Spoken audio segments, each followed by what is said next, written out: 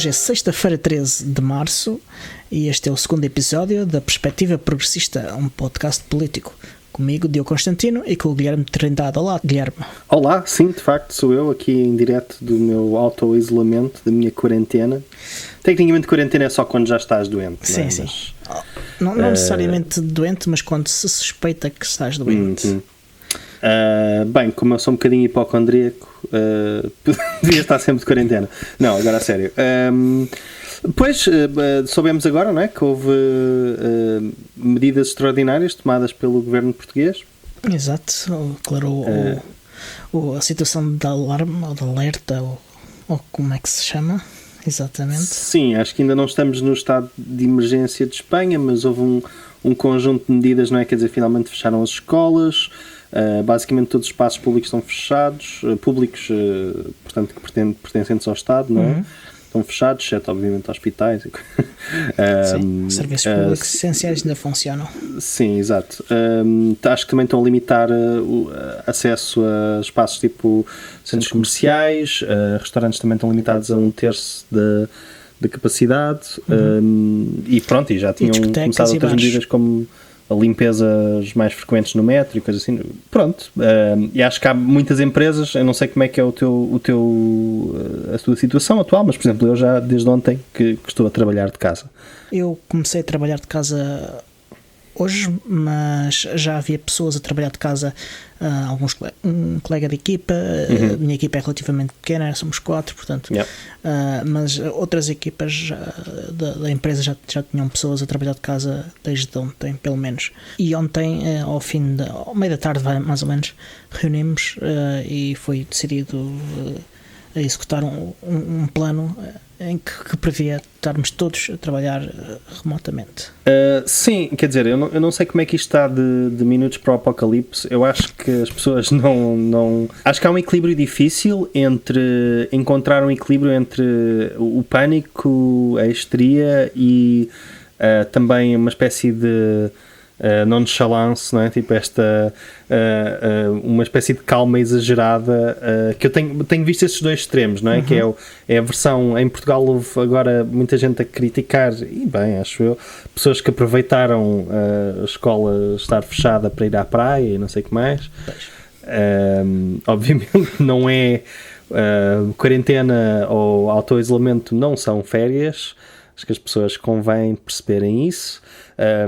Isto, pronto, lá está. As pessoas obviamente deviam seguir aquelas instruções mais básicas de, sim, lava as mãos frequentemente, não leves as mãos à cara, tenta, manter um certo perímetro de distância das pessoas, evitar sítios muito concorridos, não é? Obviamente, desinfetar superfícies que sejam muito usadas e o telemóvel. Maçanetas, coisas assim desse tipo. Pronto, isso é o básico, não é? Isso é o tipo básico de comportamento individual. Mas depois tens a outra coisa, que é, se estamos a pedir às pessoas para ficar em casa, não é? Para tentar evitar o máximo possível o contacto social, para a expressão que eu tenho ouvido é achatar a curva, não é? Sim. Que é quando se imaginarem uma curva, não é? Tipo o gráfico do número de infecções e de mortes também a subir, quando a pessoa faz este tipo de medidas preventivas, dá para achatar a curva, não é? Tipo, em vez dela ser sempre a subir, podemos tentar achatar a curva. E felizmente nós recebemos em Portugal tivemos a infecção mais tardiamente, não é? Portanto, ainda não estamos no ponto em que Itália está ou Espanha está. A Espanha também está bastante grave, digo eu. Tanto que eles declararam estado de emergência hoje. Sim. Literalmente estado de emergência, ou seja, tipo, há militares na rua. Ou vai haver, não sei, não percebi muito bem. Mas pronto, mas nós ainda vamos a tempo de prevenir as coisas. E as pessoas têm que perceber que não é, quando se está a falar de, sei lá, o SNS 24 estar sobrecarregado, em parte porque aparentemente muitos jornalistas estão a telefonar ao SNS 24 para provar que ele está sobrecarregado, bizarro. que é mais uma coisa estúpida que está a acontecer, não é? Quando nós estamos a ter estas conversas, temos que entender que não é só autopreservação, não é? Portanto, há grupos de risco, não é? Tipos mais velhos, há pessoas que são imunossuprimidas, comprimidas, como é que se diz? Não me estou a lembrar. Insuficientes, vá. Pronto, basicamente tem um sistema imune comprometido por qualquer motivo, por exemplo, estarem a fazer um tratamento, estarem doentes, terem uma doença particular, certo? Portanto, e obviamente há casos que serão mais graves e quanto mais casos houver, mais dificuldades o SNS e o sistema de saúde terá em lidar com isso, não é? Quer dizer, portanto, quando a própria pessoa está a tomar medidas preventivas, ajuda a que o impacto das pessoas que não tomam e que as pessoas que por algum motivo não conseguiram evitar, não é? Ser contaminadas por nenhuma culpa delas, estamos a garantir que essas pessoas vão ter as melhores condições possíveis para ser tratadas, para reduzir também o número de infecções e de mortes e casos graves e etc. Portanto, evitar o sobrecarregamento do Sistema Nacional de Saúde. Sim, ao mesmo tempo que se compra a tempo para o próprio sistema de saúde se preparar para situações piores. Sim, exatamente, quer dizer, pronto. Isto tem gerado umas discussões muito interessantes sobre, não só sobre como ocupar o tempo, não é? Quando as pessoas estão em auto-isolamento, mas tenho visto também via Twitter que há muitos locais de trabalho que não estão a ter esta preocupação, e há outros que não podem, não é? Ou seja, quando estamos a falar da pessoa ser... há trabalhos que necessitam, nem tudo dá para fazer por teletrabalho, não é? Sim, um empregado de mesa não pode servir à mesa por teletrabalho. Exato. Não é? Mas pronto, e temos outras questões, tipo tudo o que for gig economy, não é? Quer dizer, essas pessoas estão numa situação de risco, não é? Porque estão a andar muito pela cidade e estão em contacto com várias pessoas, não só em risco elas próprias, mas em risco de serem um vetor de contaminação, não é? E essas pessoas não têm, quer dizer, se elas param de trabalhar, param de fazer dinheiro, não é? Tipo, não há cá, tipo, não podem propriamente nem trabalhar de casa, nem necessariamente ter ajuda, não é? Do empregador, ou não têm ajuda do empregador ou do Estado para não trabalhar, não é? E isto apesar das promessas do Primeiro-Ministro no sentido contrário. Diz? Apesar da promessa do Primeiro-Ministro na Assembleia da República ter dito que as pessoas iriam até os recibos verdes iriam receber a 100%. Sim, eu por acaso vi e estavam a dizer que quem tivesse realmente infectado também iria receber tipo 55% e não sei o que mais. Pronto, eu acho que isso é uma medida ótima, certo? Sim, mas isto era eu a dizer que as pessoas, essas pessoas estavam em risco, não é? Pois, eu não sei se... E as dúvidas que eu vi depois é que não haverá na lei, ao contrário do que o Primeiro-Ministro disse, algo que esteja a suportar isso. Portanto, terá de ser uma medida que os partidos têm de se juntar para proteger estes trabalhadores. Sim, sem dúvida. Lá está. Felizmente parece que a maior parte dos partidos... portanto, o Governo entrou em contacto com as várias lideranças e parecem... todos estar interessados em cooperar, não é? Nesta situação extraordinária. Acho que também não se está a pedir nada de particular, tipo, há um reforço, não é? Dos meios e dos apoios. Sim. Portanto, a mim parece-me até ver que a resposta está a ser adequada. Não sei se tens visto alguma coisa. Não tenho, neste momento não tenho dados que me permitem apontar para nada. Eu só estou de facto mesmo preocupado com a situação destes trabalhadores de recibos verdes que estão numa situação mais frágil. Quer dizer, repara, combina isso com uma situação em que, por exemplo, tens muita pressão nos rendimentos das famílias e das pessoas individuais, por exemplo, uma questão de renda. Não é? Quer dizer, a pessoa pode parar de trabalhar durante um mês. Não sabemos quanto tempo é que vai durar a situação. Acho que o estado de alerta, ou como eles chamam, está até 9 de abril. Portanto, a questão é que a pessoa continua a ter que comprar comida, pagar renda, pagar contas, não é? Quer dizer, existe alguma pressão económica, especialmente nessas pessoas, porque infelizmente o mundo não para. Portanto, eu também gostava de ver algumas medidas nesse sentido. Estás a perceber? Tipo, eu gostava de ver... por exemplo, certas empresas, por exemplo, se estão a dever dinheiro ao Estado, se certas pessoas estão a dever dinheiro ao Estado, especialmente, por exemplo, os municípios arrendam muitas casas. Estás a ver? Tipo, acho que existem situações em que o Estado podia ajudar, estás a ver? A aliviar a pressão sobre certas famílias. Por exemplo, simplesmente dizer, ok, tipo, nesta situação não há despejos, não é? E isso é uma coisa que está nas mãos. E não se paga água, que é outra coisa que ainda é o Estado a controlar. Sim, exato. A eletricidade é mais complicado porque infelizmente privatizaram a EDP. Mas, por exemplo, a água, sim, acho que nem. Em algumas câmaras, infelizmente, já é privado. Sim, mas ainda são poucas e acho que o sentido estão a procurar reverter até. Eu espero que sim, não é? Porque tem sido desastroso, geralmente. Mas sim, mas pronto, olha, apontas bem, não é? Tipo, a questão, não só tens as rendas, mas também as contas de água. Basicamente, tudo o que for possível para tentar ajudar as pessoas a não sofrer consequências permanentes desta paragem, não é? Porque isto vai ser um abrandamento brutal da economia, que eu nem acho que seja necessariamente a parte mais importante, certo? Mas obviamente que a economia também são as pessoas, não é? Portanto, temos que pensar no como é que isto vai afetar as famílias, não é? Tipo, as pessoas não podem ser despejadas por isto, tipo, não podem perder a casa por isto, e não podem perder o emprego por isto, não é? Tipo, exato. É preciso tentar manter a maior normalidade possível. E eu digo isto porque, sinceramente, obviamente que a parte da enfermidade e da morte é uma consequência muito material, muito importante, e muito séria, não é? E muito grave, mas se calhar aquilo que temos visto nos telejornais e que tem dominado um bocadinho esta conversa tem sido o facto, por exemplo, tipo, das bolsas pelo mundo estarem a cair a pique. Quer dizer, nos Estados Unidos, não sei se tu viste, mas... Sim, caiu a pique. Então, depois do Trump, enquanto o Trump falava, então... Sim, das maiores quedas, estamos a falar de 10%, não é? Tipo, num dia, e houve um estímulo, não é? Portanto, de um 1.5 bilhões, pode-se dizer mesmo bilhões em português, portanto, trillion em inglês. Sim.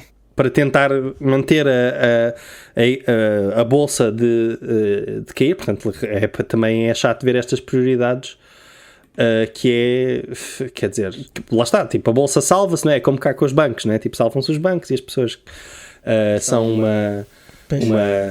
pensamento secundário e terciário, não é? E aqui a prioridade foi tentar salvar os bancos, e estamos a falar tipo de um pico de 5 minutos de tentar impedir a queda durante 5 minutos quando isto foi anunciado, e depois continuou a cair a pico, portanto foi completamente ineficaz.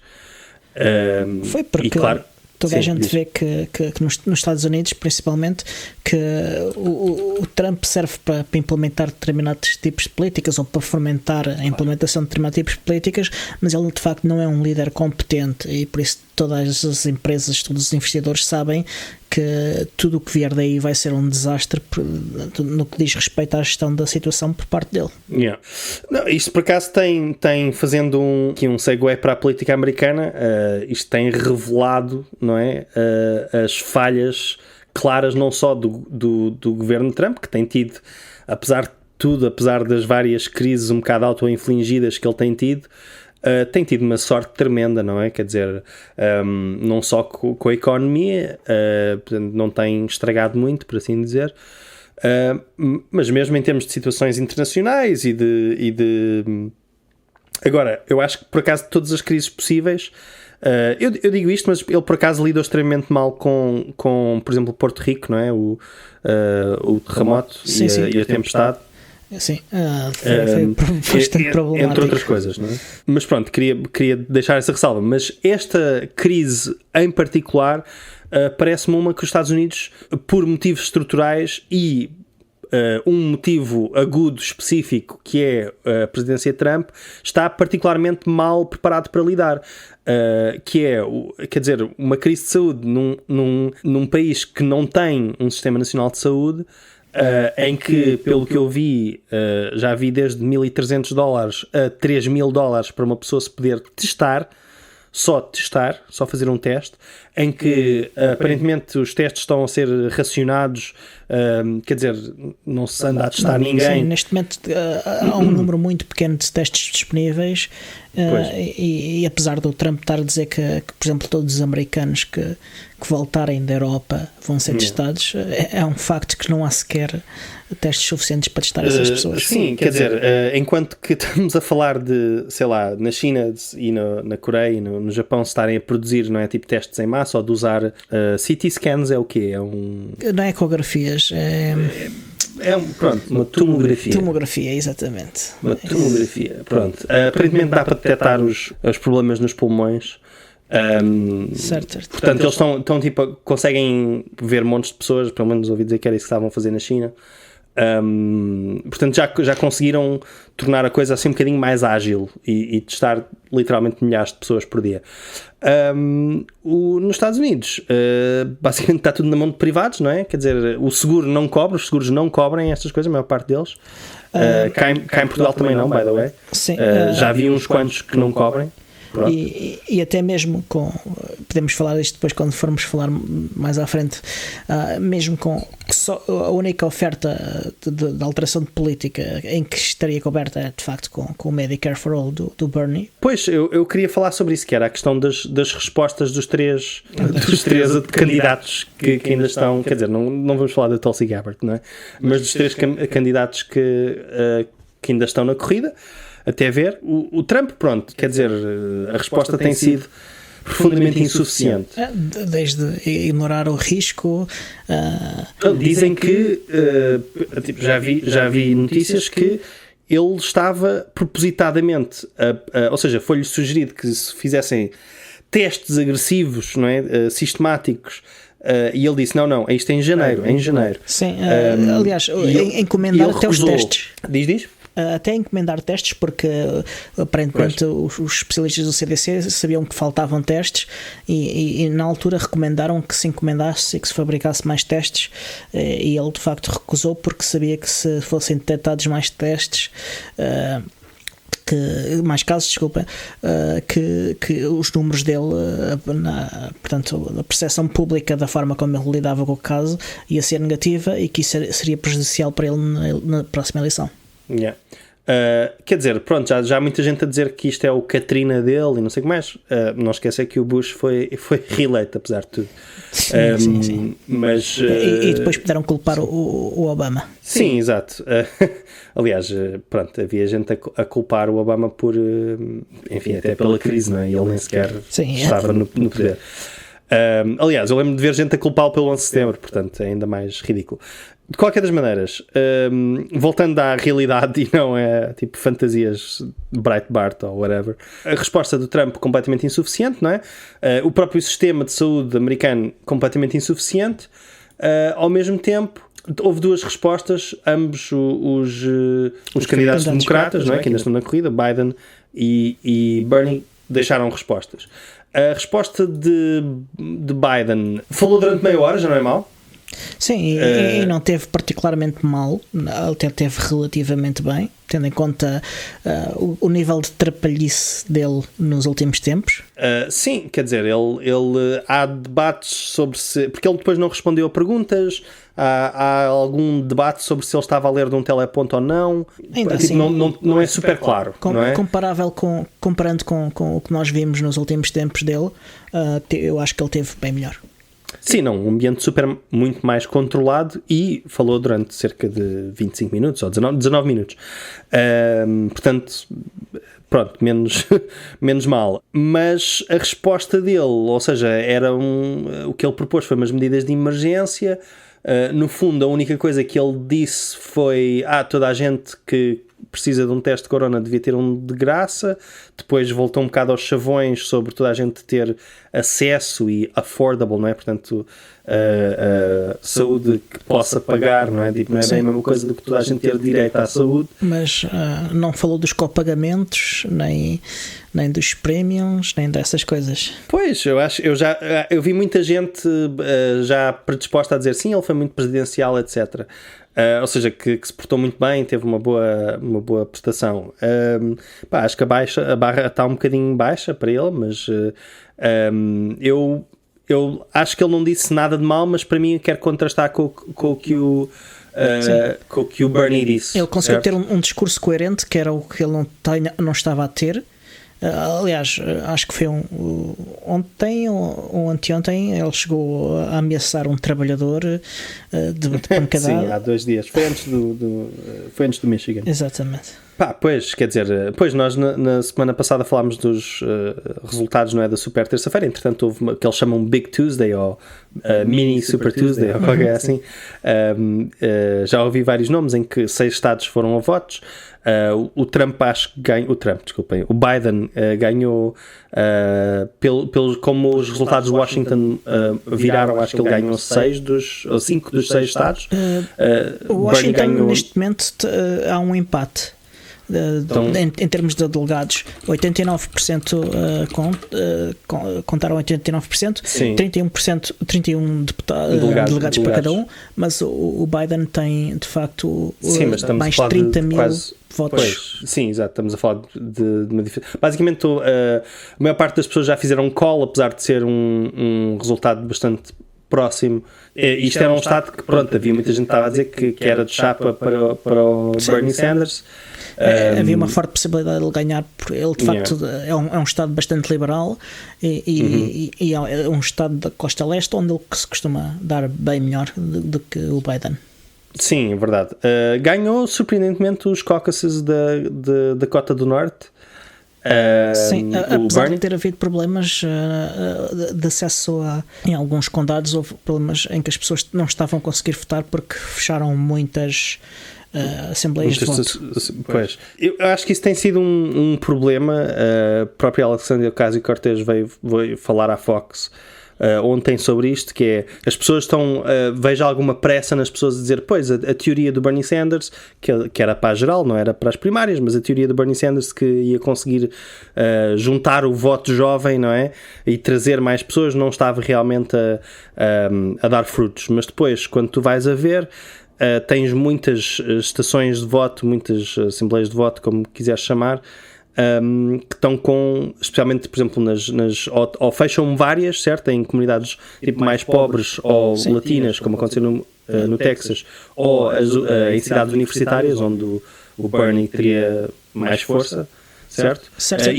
Até na capital do Norte da Dakota havia um número muito, muito reduzido de polling stations.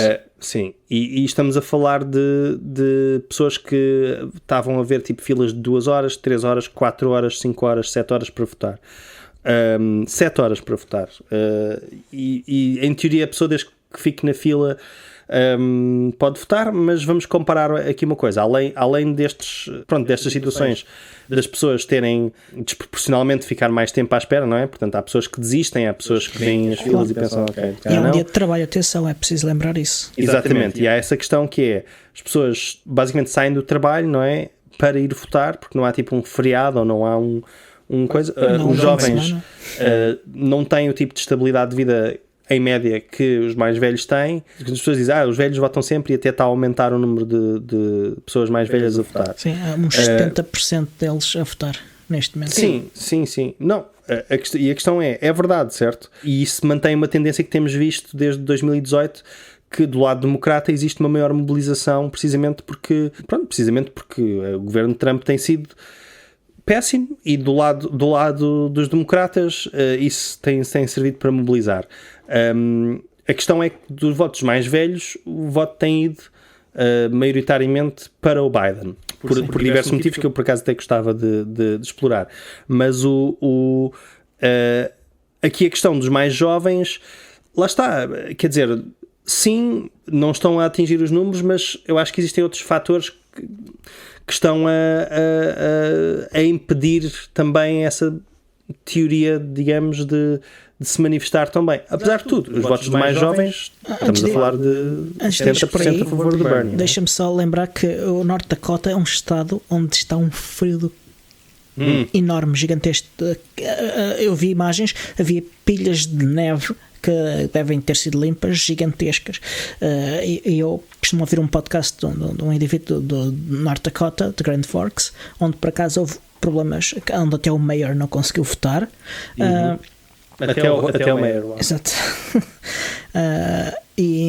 Ou não conseguiu votar à primeira e teve de voltar, uma coisa assim de género. E pá, aquilo de facto estava muito, muito frio para tu estares 6, 7 horas ali ao frio para votar.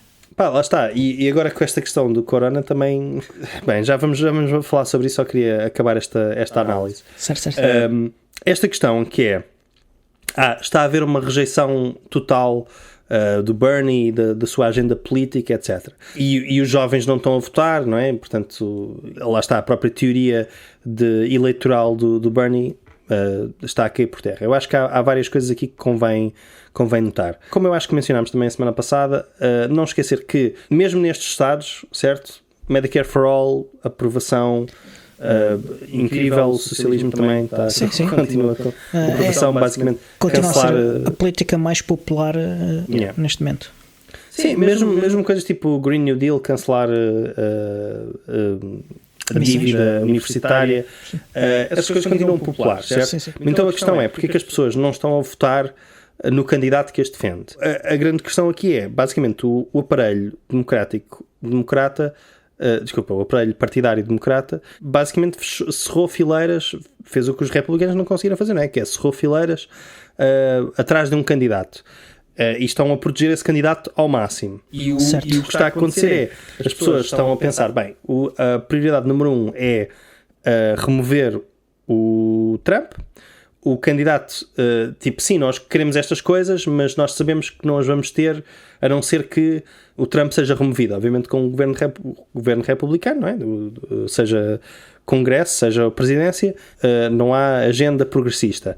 E eles, em parte porque o próprio Partido Democrático está a dizer isso, em parte porque os médias estão a propagar isso.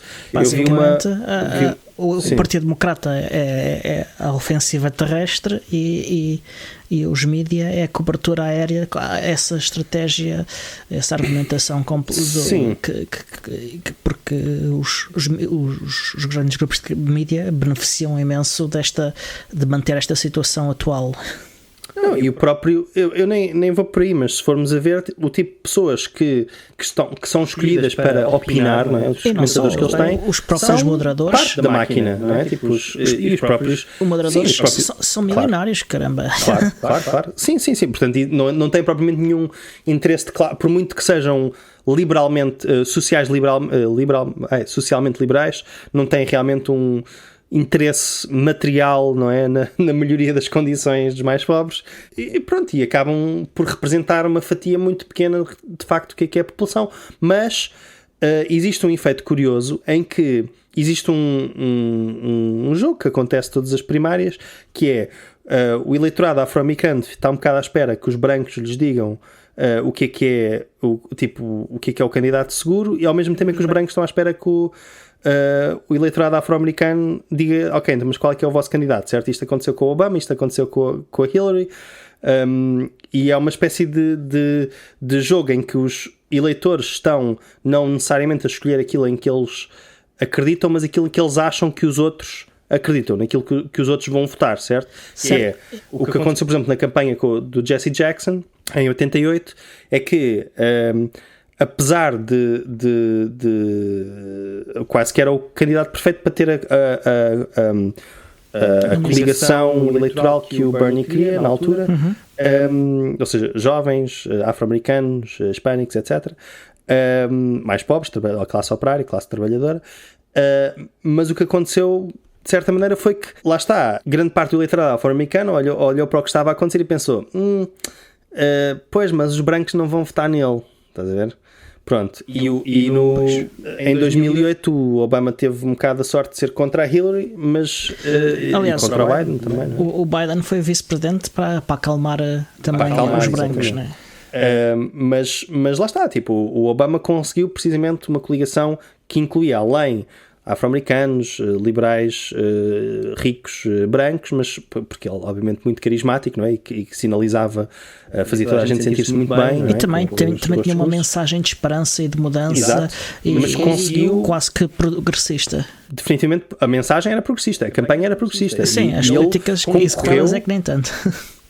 Não, o resultado não, mas ele concorreu como um populista. Eu acho que isso é o que as pessoas esquecem, é que tanto o Bill Clinton como ele concorreram como populistas, certo?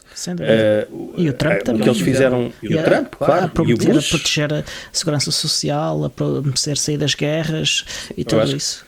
Exatamente, eu acho que o último populista que perdeu, de certa maneira, foi a Sarah Palin, não é? Tipo, de resto...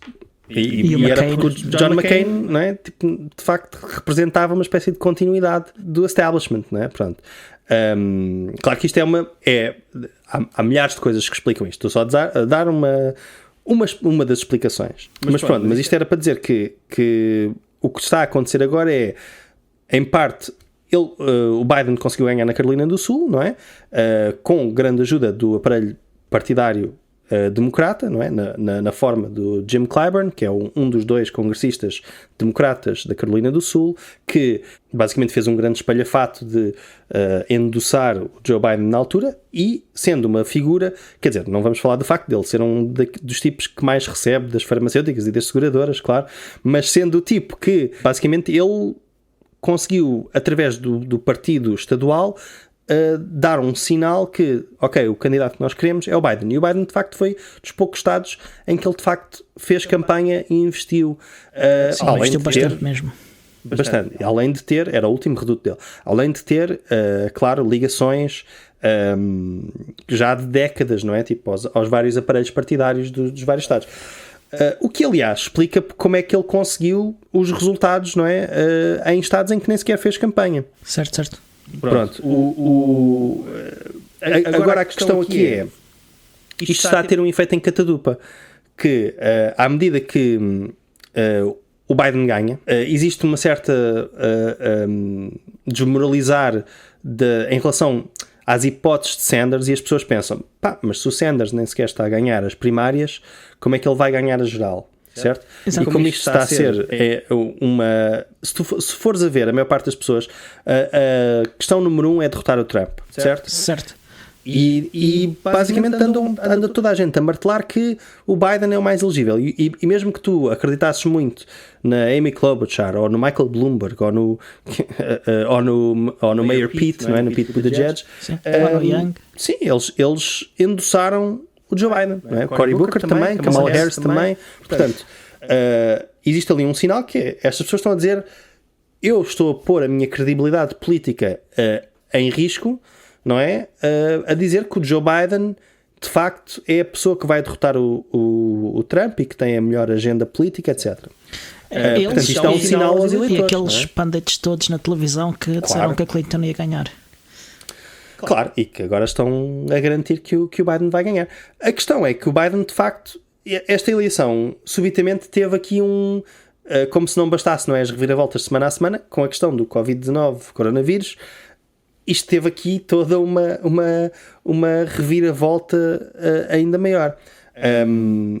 Só agora, para completar aquele pensamento, lá está, Elizabeth Warren, como não endossou o Bernie Sanders, isso também dá um sinal, certo? Apesar de muitas das pessoas que trabalharam para ela o terem feito, não é?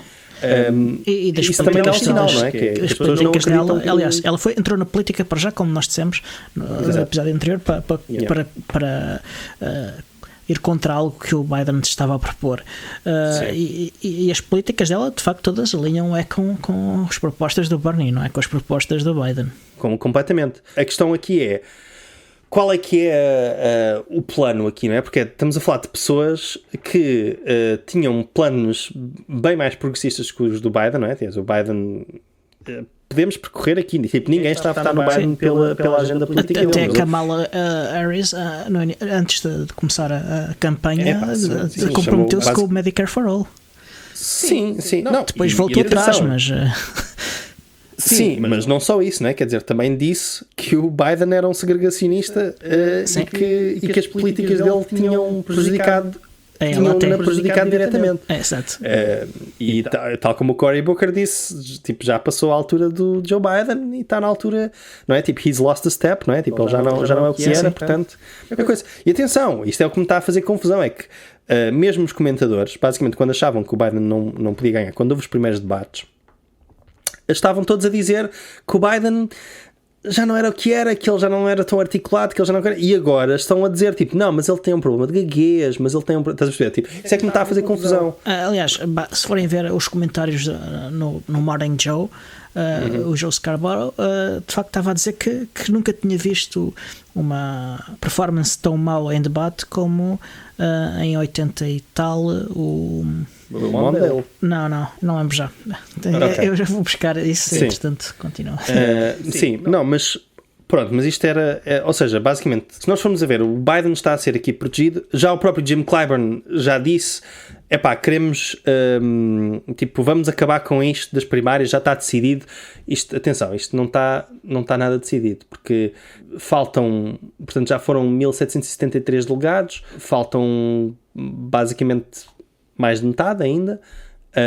A diferença entre o Joe Biden tem 881 delegados e o Bernie Sanders tem 725, portanto estamos a falar de uma diferença de menos de 160. Lá está, tipo, isto é, não é que seja necessariamente próximo, não é? Quer dizer, obviamente que o Joe Biden tem uma grande vantagem, e se nós formos a ver as sondagens dos próximos estados, parece estar a alargar essa vantagem, mas matematicamente é improvável, não é impossível. Agora as outras questões que surgem é o que é que o Bernie Sanders, sendo que já tem neste momento o aparelho partidário democrata montado contra ele, o que é que ele pode fazer? E a grande hipótese agora é o debate que vai haver dia 15 de março, domingo, que já sofreu várias mudanças, não é? Já deixou de ter público, já afinal vai ser em Washington. Mas já teve muita gente, já vi entre eles o Jim Clyburn, muita gente a pedir para cancelar o debate. Sim, eu no próprio dia da eleição vi comentário alguns, não lembro quem é que foi, que estava a dizer que se o Bernie não ganhasse nenhum estado que deviam cancelar imediatamente o debate. Bem, ele ganhou um estado, pronto.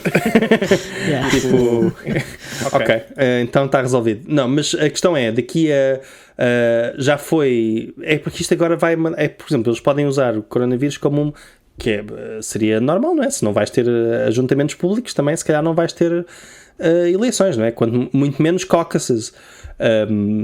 Mas se nós formos a ver, por exemplo, dia 17, não é? Que é a próxima eleição, portanto logo a seguir, dia 15 temos o debate, dia 17, que é a próxima eleição, temos Arizona, que em teoria seria mais ou menos favorável a Bernie Sanders, tem muitos hispânicos, mas também é relativamente conservador, portanto isto pode dar para os dois lados. A Flórida, que é um estado terrível para Bernie Sanders, sinceramente, mas que também não dará a vitória ao Biden na eleição, provavelmente. Pois, esse é que tem sido o problema com estes estados que o Biden tem ganho, não é? Porque tudo que é o sul, atenção, eu digo isto, mas ele ganhou Michigan, não é? Tipo, pronto. Mas por exemplo, tudo que ele ganhou do sul, tipo, esses estados não vão votar nele. Tipo, não lhe vão dar pontos. Isto é o winner takes all, mesmo que ele tenha uma diferença menor, é um bocado irrelevante.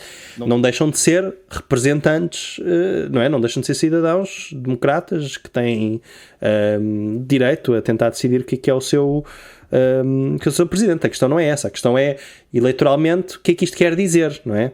Estás a juntar estás a criar o tipo de entusiasmo que necessitas nos estados que te podem dar a vitória.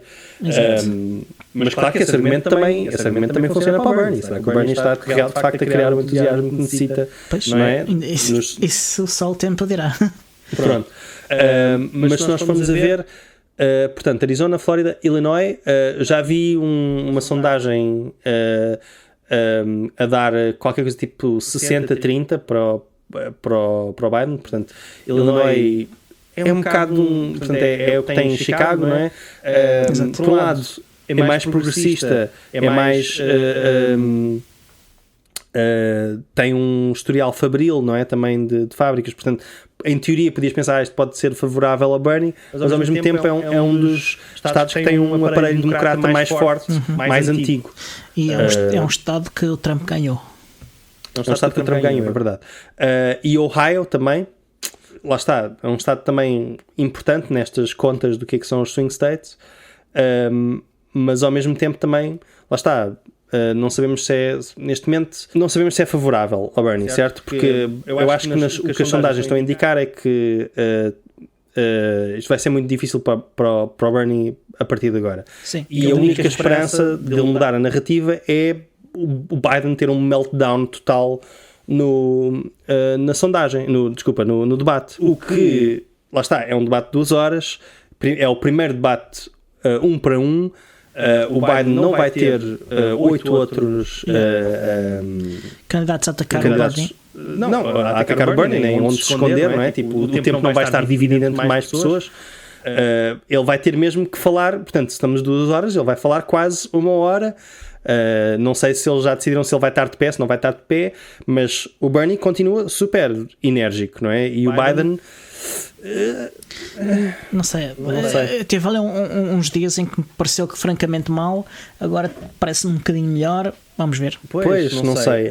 Mas lá está. Portanto, o próprio Bernie parece ter alguma relutância em atacar diretamente. Eu não sei se para não ser acusado de estar a estragar as hipóteses, como foi acusado em 2016, apesar de ele ter tratado a Hillary com bastante caridade, diga-se. Sim, ela fez. Foi a primeira pessoa a dizer tipo, I don't care about her damn emails, não é? Foi uma coisa que a perseguiu durante 2016, não é? Durante a campanha eleitoral toda. E depois? Portanto, não podem propriamente, eu acho que não podem propriamente acusar o Bernie de ter sabotado as hipóteses da Hillary. Porque o que é que ele fez? Ele simplesmente mostrou que as políticas dela não eram boas. Ele dirigiu-se à questão das políticas. E usou a sua influência eleitoral para fazer mudar algumas coisas dentro do Partido Democrata e ela aceitar algumas medidas, o que é razoável. É uma negociação. E se formos a ver, ele fez imensa campanha por ela e conseguiu que mais pessoas, mais eleitores Bernie votassem na Hillary do que a Hillary. A Hillary praticamente não fez campanha pelo Obama. E a Hillary, acho que tive mais gente da Hillary a votar no McCain o dobro do que gente que votou no Bernie a votar no... Os números que eu vi eram entre o dobro e um bocadinho mais de dobro da Hillary a votar pelo McCain. Uhum. Sim, a questão é que de facto havia entusiasmo, não é? Pelo Obama isso não fez diferença e pela Hillary havia um certo entusiasmo em alguns grupos. E do Biden eu não sei dizer onde é que está o entusiasmo, sinceramente, tipo, não. Quer dizer, tendo em conta que são os eleitores mais velhos e mais conservadores, é normal que não transpire tanto para fora o entusiasmo. Pois, mas é assim, cada voto vai contar, não é? Por exemplo, a questão do Corona já afetou as primárias. O do Louisiana, a primária do Louisiana foi adiada para setembro, portanto, muito provavelmente já não vai ser, portanto, é a última altura. Aliás, setembro não, junho. Setembro já sim, 20 de junho. Junho, portanto, aliás, seria a última primária, provavelmente já estará muito decidido antes disso. Há outros estados, portanto, em abril ainda temos tipo Nova York e Wisconsin, e Maryland, Pennsylvania em particular. Vi que o Bernie abriu sedes de campanha na Pennsylvania, portanto, ele parece estar a planear. Lá está, porque tem aqui alguns sinais contraditórios, que é, por um lado tu vês as sondagens e tu vês os últimos resultados e parece que o Bernie terá muitas dificuldades em sequer virar isto, mas ao mesmo tempo ele parece não estar a dar qualquer sinal que vai desistir. Ele continua a fazer campanha, continua a tentar, juntar tudo que conseguir para, tipo, ou seja, já está a planear em frente, não é? Portanto, a primária de Pennsylvania é dia 28. Também é a última hipótese dele, né? Provavelmente ele não se irá candidatar mais uma vez. Atenção, ele precisa de cerca de 56% dos delegados, não é? O Biden precisa de qualquer coisa tipo 49%, portanto ele tem alguma coisa relativamente, isto tem isto relativamente facilitado. A questão, ou seja, mas vai ser um bocado difícil, não é? Porque nem todos os estados vão favorecer o Bernie. Ele precisa de começar a ter, tipo, se vai perder tem que ser por muito pouco, e se vai ganhar convém ser por o máximo possível. E eu acho que isso só vai acontecer se de facto houver um colapso total da campanha Biden e do próprio Biden, ao ponto, mas a questão tem que ser uma coisa tipo monumental. No debate estar a passar o tempo a dizer que o Biden é amigo dele. Pois, é assim, eu já vi essa crítica, certo? Eu não sei o que é que as pessoas estão à espera, sinceramente. Tipo, o Bernie tem um estilo que se calhar prejudica, ou não sei, mas tipo, ele não vai lá tipo, para acusá-lo de ter demência e não vai lá tipo, dizer, olha, Biden, desenha aí um relógio para a gente ver se mas tem que marcar claramente a diferença das políticas e não pode estar a pedir desculpa por fazer isso. Sim, eu acho que ele tem uma grande hipótese que é porque o Biden, por exemplo, teve uma entrevista nos 60 Minutos em que mentiu, certo? Ele disse que nunca tinha apoiado ou tipo nunca tinha acreditado que havia armas de destruição em massa no Iraque e que nunca tinha apoiado a invasão. Isso é mentira. Sim, ele promoveu a invasão claramente. Tipo, promoveu anos antes do Bush, continua a promover, depois da invasão continua a fazer cheerleading, quer dizer, completamente, tipo, teve a conseguir arrebanhar votos democratas, foi o trabalho dele, arrebanhar votos democratas para votar pela guerra do Iraque. Quer dizer, não me lixem, não é? Portanto, isso é uma coisa que ele vai poder fazer um contraste direto. Nos cortes da Segurança Social também, e Medicare, é outra coisa em que ele vai poder fazer um contraste direto, e considerando que o Biden tem um péssimo historial nisto e tem mentido sobre isso, não é? Quer dizer, eu acho que se o Bernie estiver bem preparado e insistir, ou seja, não deixar só responder e tipo, continuar a atacar, eu acho que ele consegue desmascará-lo numa série de coisas, certo? Exato. A questão é se ele está para aí virado ou se a única coisa que ele quer é tipo concessões, estás a perceber? Eu não creio que seja ele quer tipo, ganhar uma espécie de argumento filosófico dentro do Partido Democrata. Eu acho que não é esse o objetivo dele, e acho que ele vai aproveitar ao máximo esta última oportunidade que tem. E a questão é, se calhar, a grande dúvida é, será que é tarde demais? Estás a perceber? Tipo, porque, por exemplo, se eles começarem a adiar primárias e se as pessoas... Porque as pessoas... O problema do corona é que as pessoas também vão começar a prestar menos atenção à primária, certo? As pessoas já estão... O facto do Biden já estar mais à frente, as pessoas estão um bocado menos investidas. Pensam, ele já ganhou, certo? Essa possibilidade e além disso, por exemplo, se na Flórida não votarem, não adiarem, desculpa, existe a possibilidade de muitos eleitores não irem votar com medo. E a questão é que lá está, os mais velhos são um grupo de risco, as pessoas serão provavelmente os mais avisados a não aparecer, certo? Exato. Lá está, isso já vai para além quase do foro político, estamos aqui a especular, não é? A questão é que eu acho que o que se está a notar, por exemplo, em termos é que os contrastes são muito grandes neste momento entre o que está a ser a liderança ou a falta de liderança do Trump, o que está a ser tipo o mínimo que o Biden está a apresentar e se formos a ver o que o Bernie está a dizer, não é? Porque o Biden está a dizer, sim, os testes devem ser gratuitos. E eu tinha aqui aberto, por acaso, o plano do Bernie, porque o Bernie está a dizer, ok, número 1, se houvesse Medicare for All, não só as pessoas não iam ter medo de ir ser testadas e de irem procurar tratamento, porque ia ser tudo gratuito, não é? Ou seja, seria tudo gratuito ao ponto de uso, não é? Seria pago por impostos, vá. Essa parte estava resolvida e, no entanto... E teriam cuidado médico necessário logo. E teriam cuidado médico necessário. E o Biden não propõe isso. Ponto número 1, portanto, se por acaso já estivéssemos numa presidência Bernie, certo? Esta questão não se punha. Os Estados Unidos estariam muito mais preparados para esta crise. Esse é o ponto número 1. Ponto número 2, o Biden não falou necessariamente dos impactos económicos que o coronavírus está a ter. Por exemplo, o que o Bernie está a dizer, o que o Bernie já defendia e que está a reforçar, não são... fixes temporais, certo? Não são tipo pensos rápidos para a situação. São coisas que ele já tinha pensado, não é? Portanto, quando ele fala de baixa médica e de family leave, não é? Portanto, não é licença parental, basicamente. quando ele fala disso, certo? Quando ele propõe isso, isso é uma coisa que já podia ajudar agora. E ele obviamente diz que se deve reforçar e deve haver mais fundos de emergência. Só que depois ele diz, por exemplo, vamos expandir o seguro de desemprego ou fundo de desemprego para trabalhadores na área dos serviços, não é? Que dependem das gorjetas, pessoas que estão na gig economy, trabalhadores domésticos e pessoas basicamente a recibos verdes, não é? Precisamente porque essas pessoas serão as mais afetadas. Depois há uma série de outros programas. Só que uma pequena parte é que, não sei se a maior parte, é possível que muitos ouvintes não saibam, é que nos Estados Unidos os trabalhadores, por exemplo, de serviços que dependem de facto de gorjetas. A maior parte eles podem receber menos que o salário mínimo. Exatamente.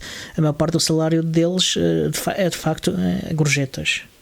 Exatamente. E há certos estados em que é legal pagar menos que o salário mínimo porque seriam recompensados, entre aspas, em gorjetas. Exato. Eles têm alguns programas, certo, de alimentação escolar, SNAP, que é o financiamento de alimentar para famílias necessitadas, Meals on Wheels, que é entregarem refeições a cidadãos sénior. Portanto, ele está a dizer tipo expandir isto para abranger mais pessoas. Ter uma coisa que o Biden não falou, por exemplo, que é ter um hiato, uma paragem em despejos, foreclosures e encerro de, por exemplo, cortes de água e eletricidade por falta de pagamento, não é? Obviamente as pessoas vão ter dificuldade em fazer pagamentos agora e queremos que elas estejam em casa, portanto não vamos estar a despejar pessoas e não vamos estar a tirar-lhes as condições mínimas para poderem viver, não é? E finalmente construir a habitação de emergência para sem-abrigo, sobreviventes de violência doméstica, só para ver o quão abrangente é isto, e estudantes universitários que estão em quarentena fora do campus universitário. E claro, só para manter também aqui uma ajuda económica, também empréstimos de emergência a pequenas e médias empresas, para poder cobrir pagamentos aos trabalhadores e e aos fornecedores, certo?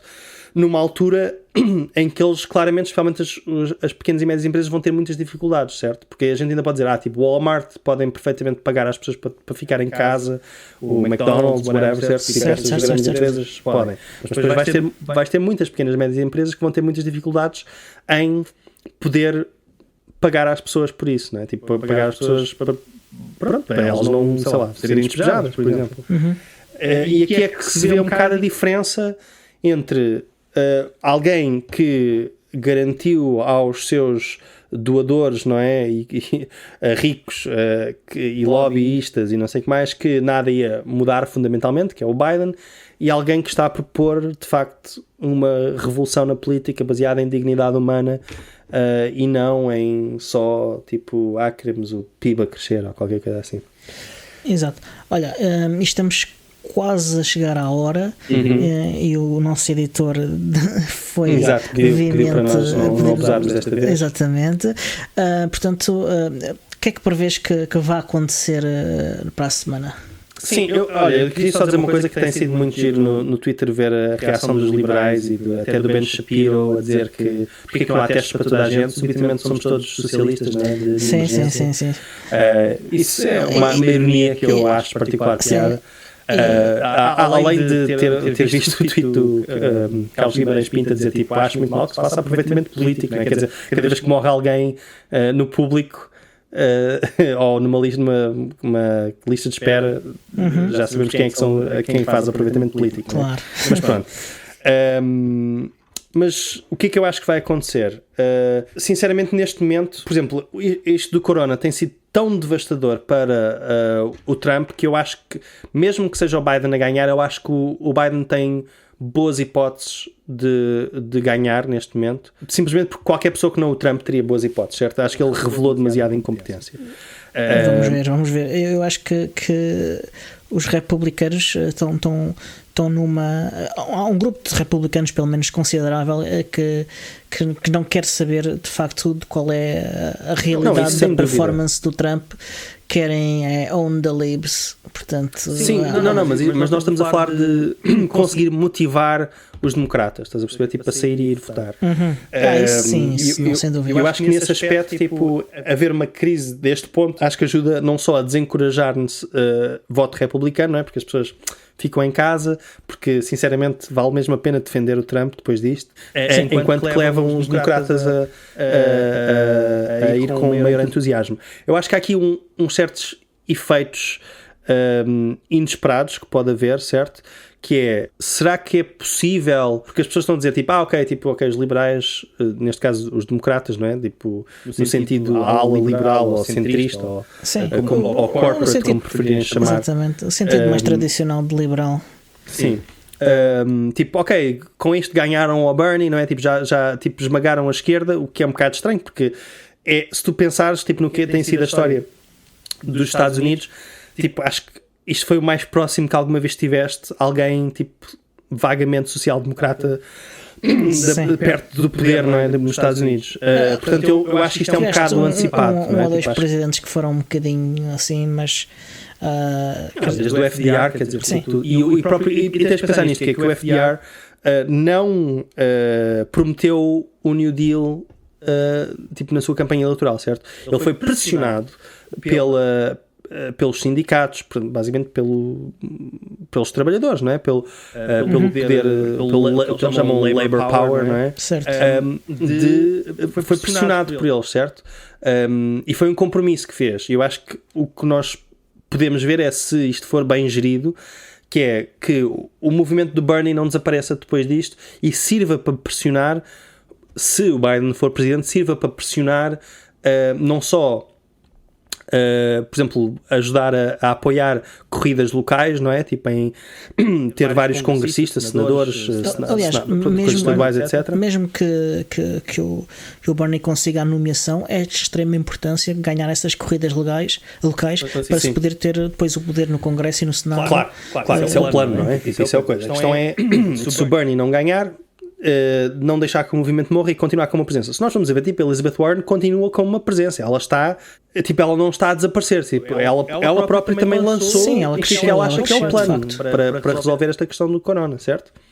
Portanto, existe ali ainda uma jogada que ainda não percebemos, mas que ela está a preservar potencialmente para qualquer coisa. Mas a questão é que vão ser necessários manter esses tipo, não podem desaparecer, certo? Não podem desistir. Têm que manter esses centros de poder e de pressão para poder forçar o Biden mais à esquerda quando ele estiver no poder. E as nomeações que têm saído para cá, não é? Tipo Jamie Dimon e Michael Bloomberg e não sei o que mais, que têm saído que o Biden supostamente fará. Não sabemos se são verdade ou não, mas supostamente, é uma notícia da Axios, têm sido um bocado deprimentes, não é? Mas pronto, mas este poder tem que continuar. Agora a questão é, o coronavírus tem de facto feito argumentos muito bons a favor do que tem sido a política do Bernie. Eu não sei se ajudará o candidato Bernie, certo? Mas acho que ajudará o programa do Bernie, certo? Sim. E eu acho que tornará mais fácil a que o Biden potencialmente seja obrigado pelas circunstâncias a adotar algumas posições do Bernie. É claro que eles podem simplesmente dizer não, nós não precisamos de ceder nada porque vocês vão votar por nós porque é contra o Trump. Nós sabemos de que lado é que o nosso pão está amanteigado, né? Portanto não vamos estar a fazer cedências para ninguém, tipo, que se lixem vocês. Não sei se isso vai correr bem.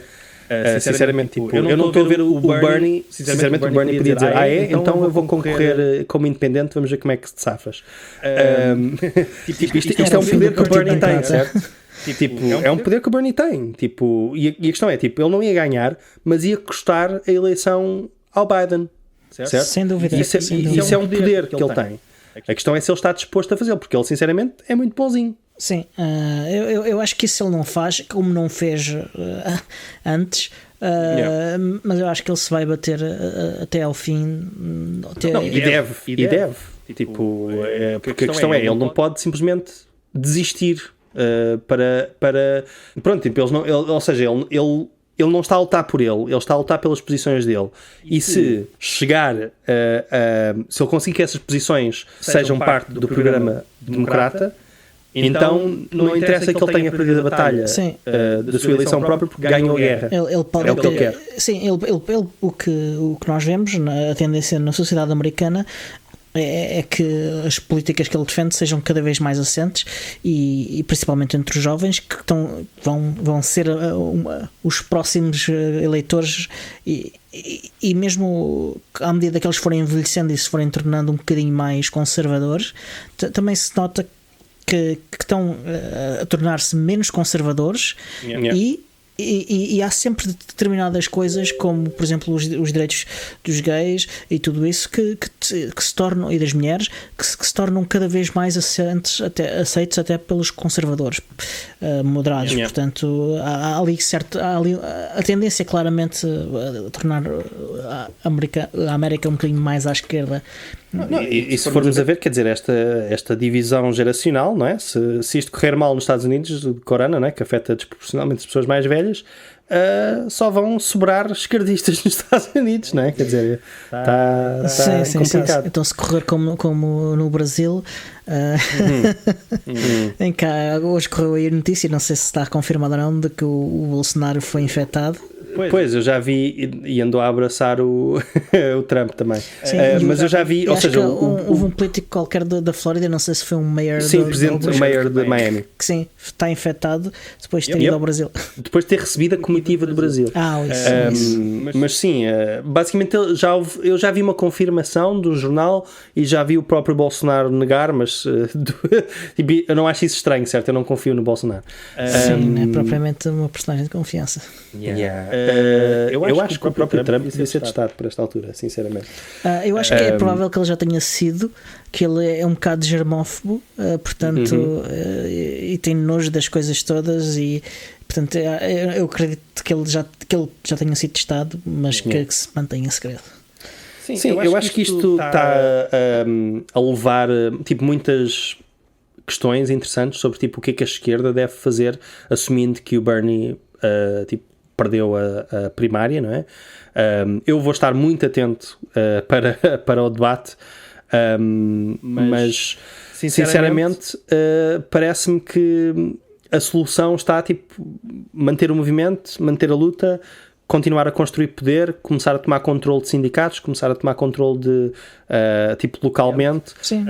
Porque a questão é só há 2 partidos nos Estados Unidos e sem o aparelho democrata, certo? Sem controlar o aparelho democrata, eu acho que isso é o próximo passo. É tipo infiltrar o aparelho democrata, controlar o aparelho democrata e garantir a eleição do próximo democrata, seja quem for. E o que se vê é que o reconhecimento de nome é algo muito importante, pelo que é importante mesmo que o Bernie e os seus apoiantes que estão a candidatar-se a nível local que continuem este esforço, porque mesmo que nesta eleição não consigam chegar a algumas posições, o reconhecimento não é algo que vai ficando e que vai se tornando uma vantagem para as próximas eleições. Sim, sem dúvida. Eu acho que pronto, até vermos o resultado do debate, não é? Não sei se vamos ter muitas notícias, mas isto do Corona tem avançado muito rapidamente. É possível que quando as pessoas estiverem a ouvir isto já esteja tudo desatualizado. De qualquer maneira, ficam os nossos pensamentos para esta altura, não é? Acho que sim. Olha, e está na hora de terminarmos este episódio. Muito obrigado novamente por teres juntado a esta aventura e pela ajuda toda que deste. E pronto, vemo-nos no próximo episódio. Sim. Podem seguir-te no Twitter, não é? DM Constantino. E a ti também, a de sexo gratuito. Gratuito. TWETO. Gratuito, exato. Gratuito. Sabes que eu tinha o gratuito, mas troquei por um trocadilho. Sim. Estou muito arrependido. Mas pronto, vamos para a próxima.